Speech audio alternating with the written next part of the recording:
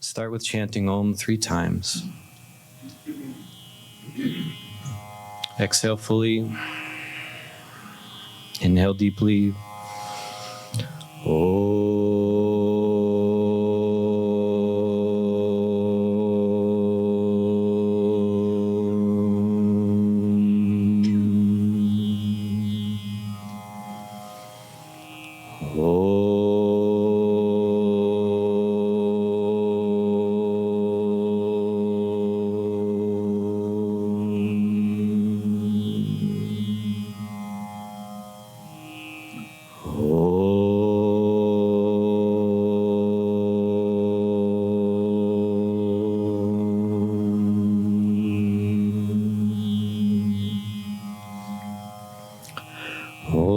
Ganana Andva Ganapatigum Avamahi Kavam Kavinam Upamashavashchamam Jeshtarajam Brahmanam Brahmanaspata Nashunvan Uttabesida Sadhanam Mahaganapataye Namaha Prano Devi Saraswati Vajevir Vajani Vati Dihinam Avrityavatu Vagdevye Namaha.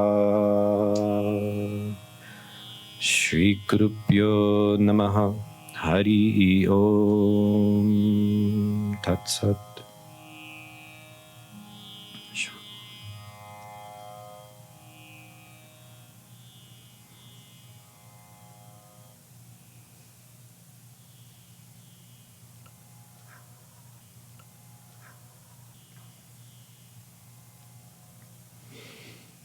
So those were 2 shlokas from the Rig Veda.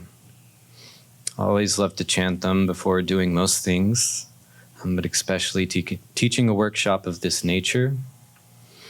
The first one was to Lord Ganesh. You know, any puja ceremony, you start with the shloka for Lord Ganesh. This is the remover of the obstacles. It's asking Ganapati, Lord Ganesh, to come and take a seat in the lotus heart. And then the second shloka was to Mother Saraswati. You can see her picture here. She is the goddess of music and learning. So it's pretty good to call her in for these kinds of things. You'll notice in one hand she's holding a japa mala. We'll be going over that. Those are what's used for the practice of mantra japa. On the other hand, she's holding the Vedas. These are, the deep Indian scriptures from long, long ago. And then she's holding the veena. The veena was the first stringed instrument on planet Earth. And it's a very, very beautiful instrument. In India, all of the instruments are either stringed or flutes, because these instruments can move into microtones, which we'll talk a little bit about. These are the space between the notes. Our Western instruments like the piano, the harmonium, even the guitar, even though you can bend notes on the guitar, are kind of very melodic, and they don't play with these microtones like they do in Hindustani classical music and Carnatic music. So there are many paths of yoga, and you're getting exposed to most of them. Nada yoga is specifically about sound vibration. Nad means sound. Not just any sound, but the sound that creates the universe. I saw in the question box there was a question about the yantra and what the meaning is, and I'll be going into that a little bit. In the Bible it says, in the beginning was the Word, and the Word was with God, and the Word was God. What is a word? This is sound. This is just translating into our English language, they say word, but this is talking about sound. In the beginning was sound vibration. In modern sciences, they say in the beginning was a big bang. What is a bang? A sound.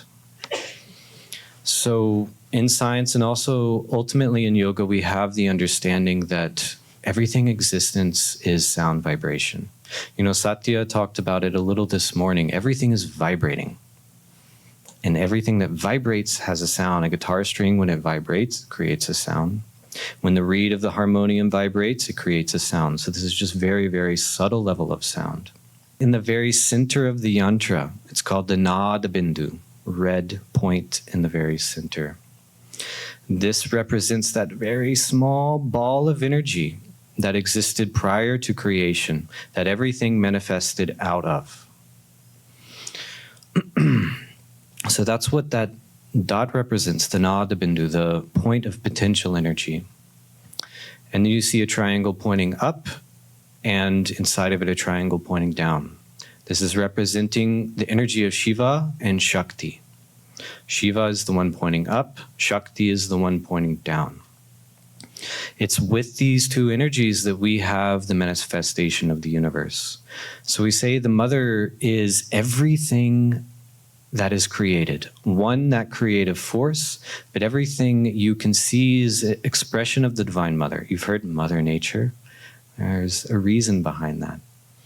And Lord Shiva, the energy of Shiva is the substratum of the universe, everything that's holding it all together. So it's with these two forms of energy that we have creation. So Nikola Tesla says, if you want to find the secrets of the universe, think in terms of energy, frequency, and vibration. So in the very ancient times, the rishis developed yantras, and this is a yantra. There are many, many, many, probably infinite yantras. So you've heard of a mantra, I would imagine by now. Mantra is sound. Yantra is form. So every mantra has a corresponding form. So up until very recently, this was just what the yogis were saying, and we just trust them. But there's now a science called cymatics. Have you heard of it? This is the study of sound vibration in its physical form. So what you're seeing here is different tones, hertz, being played into water. So there's different ways to do it. There's water, there's a plate of sand. A tonoscope is also one. So what you're seeing is every single hertz creates a different geometrical vibration. So I just wanted to show you kind of these samples of what the current science is looking at. And next, some yantras. So you can see, very similar, isn't that very interesting? So these are all just different yantras according to different deities, different mantras. The large one in green is the Shri Yantra. This is a very, very prevalent yantra because it corresponds to the mantra Om.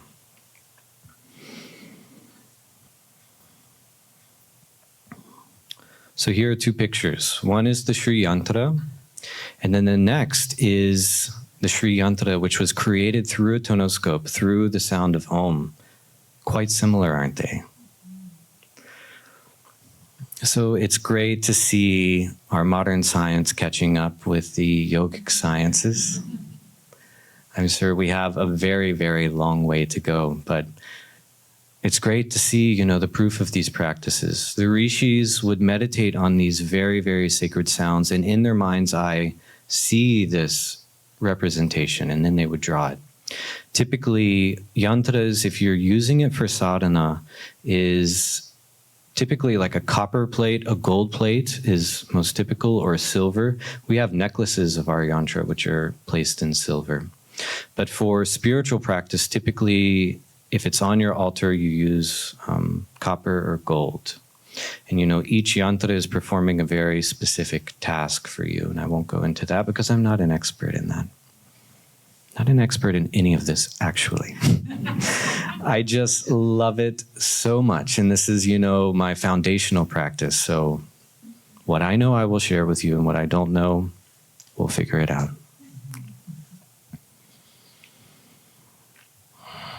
So first I want to talk about a teacher from our lineage. Really by his grace is how I've became to understand some of these things. His name was Swami Nada Brahmananda Saraswati. So Saraswati, you know, it's Swami Satchidananda Saraswati, Swami Shivananda Saraswati. So Swami Nada Brahmananda and Swami Satchidananda were brother disciples. So they were both at the ashram, and both of their guru was Swami Shivananda. So Nada Brahmananda was an amazing musician, but ultimately an amazing Nada yogi. He had perfected this practice of Nada yoga in a very profound way. He was also a master of the science of Tan. Tan comes from an ancient rishi. His name was Tenzin. And he kind of perfected the science of Tan. And it's very far out. I've never met anyone that actually practices this. But Swami Nada Brahmananda was a regular practitioner. So what it is you can create vibration in any part of your body. There's this wonderful YouTube video. I tried to see if I could show it, but it's not working, so it's not in the cards. But it's a video of Nada Brahmananda. He's actually at the ashram in Bahamas. I don't know if you've heard of the Shivananda ashram in Bahamas, but he and Swami Satchidananda would go there regularly. And he was displaying this practice where people would hold different parts of his body, and he, by humming, would create vibration in these different parts of his body. It's a very weird practice. But it was through this that he maintained perfect health. He was really a magnificent person. Yeah, so they called him the Celestial Songman. He lived in New York for many years and gained a lot of devotees there. And also, I'll show you some pictures. You see the guy with the long hair? This is Yogi Hari. Yogi Hari was kind of his prime disciple, and Yogi Hari is still alive. He lives in Florida, and he has an ashram called Sampurna Ashram. But he did us all a huge favor. One, he has this amazing book of 108 ragas. Do you know what a raga is? So, raga's a lot to go into. I'm not going to go too deep into it. Normally I teach this as a workshop, which is a whole weekend. So I'm just going to try to touch through some important aspects. So there are many, many different ragas, and they all correspond to emotional states. So by singing a specific raga, you can create emotional state within everyone within the vicinity. We know this is real because music. We all listen to music. Certain music will make you want to lift weights very, very fast. Some will make you very peaceful. Some will make you cry. These are like targeting our emotions in our heart. It's something very, very powerful, sound vibration. So Yogi Hari has this wonderful book of 108 ragas where he teaches you. He also has, I think, 200 songs on Spotify, if you're on Spotify.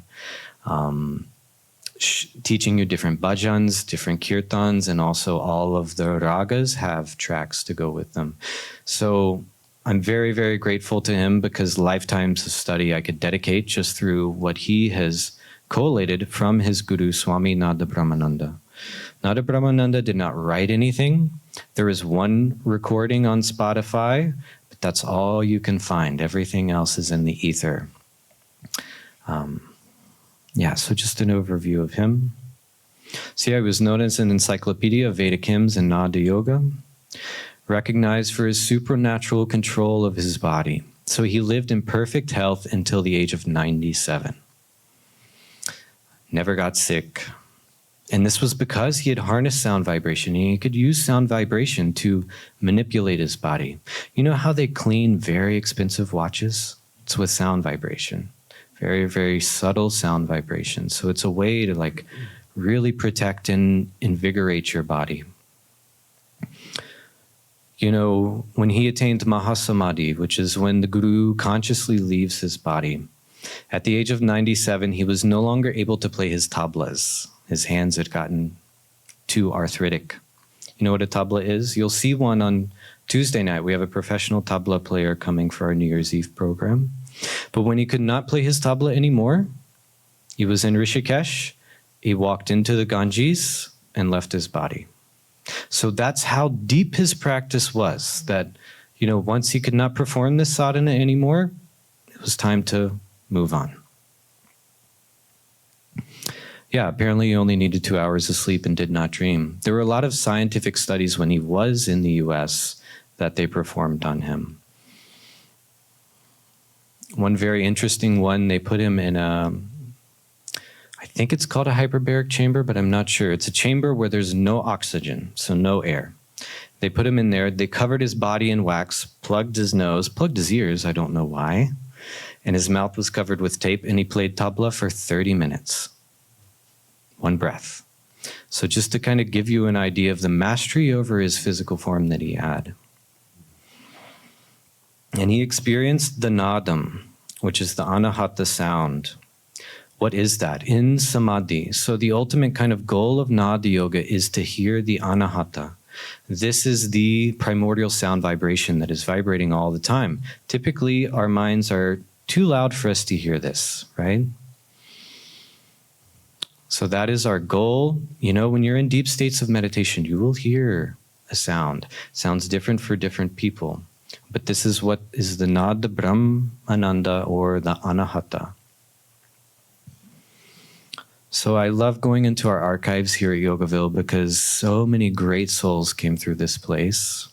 So here's a great picture of Swami Nada Brahmananda and our Guru, Swami Satchidananda.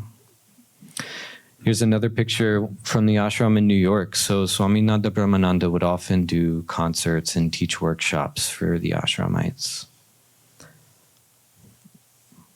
I'm pretty annoyed that I was not there. I missed it by like 20 years or something. But we have the teachings nonetheless.